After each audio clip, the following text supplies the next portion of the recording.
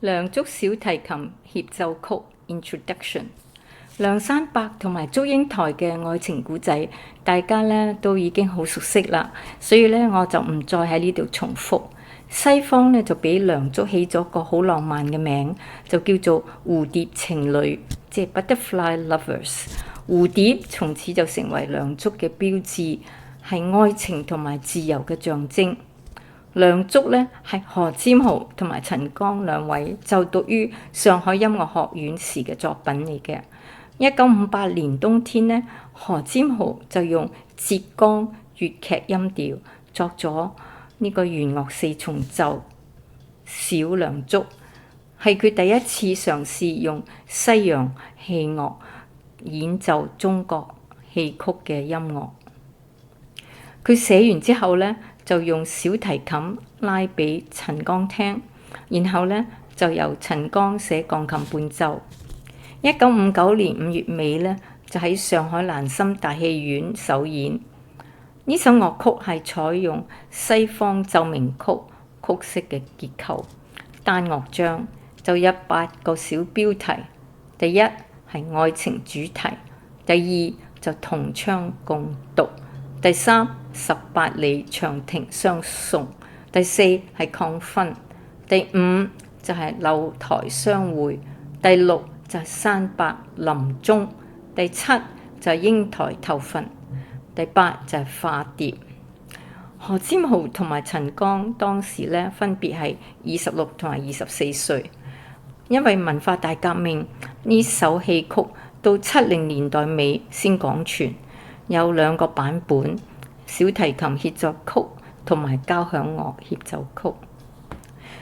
呢首流傳最廣嘅中國交響樂作品呢，曾經榮獲5次金唱片同埋白金唱片獎，成為中國傳統音樂同埋西方音樂完美結構嘅典範，被人稱為我們中國自己嘅交響樂。80年代，何占豪就將梁祝改編為高胡、二胡、琵琶、古箏等協奏曲，就成為錄音版本最多嘅中國管弦樂曲。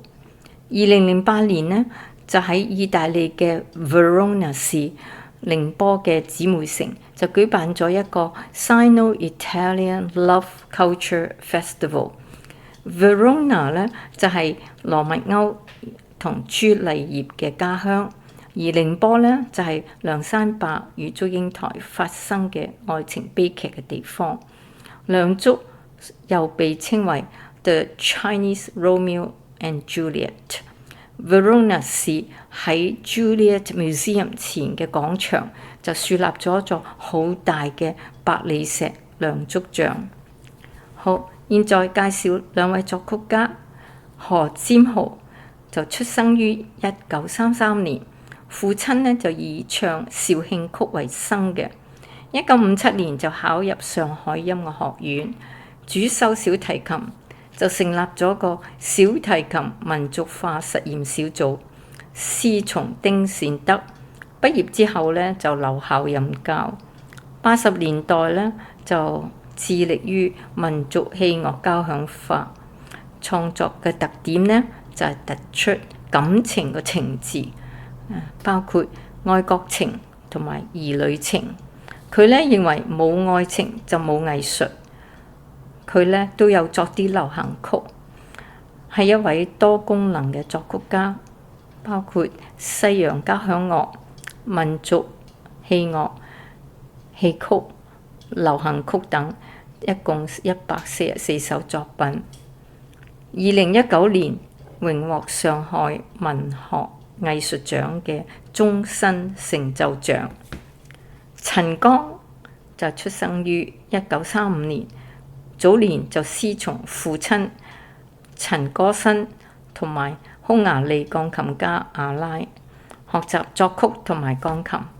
1955年就考入上海音樂學院，又係師從丁善德，就主修作曲。1959年畢業後咧，就成為上海音樂學院作曲系嘅教授，同埋中國音協理事。佢創作咗中國第一首豎琴協奏曲，即係 Harp Concerto， 同第一首雙簧管協奏曲，即係 Oboe Concerto， 及大合唱啦、室內樂等作曲咧，都富有濃郁嘅民族情調，就結合當代嘅作曲技巧嘅。羅超眉第一段即係愛情主題，就採用梁祝化蝶神秘嘅民間故事。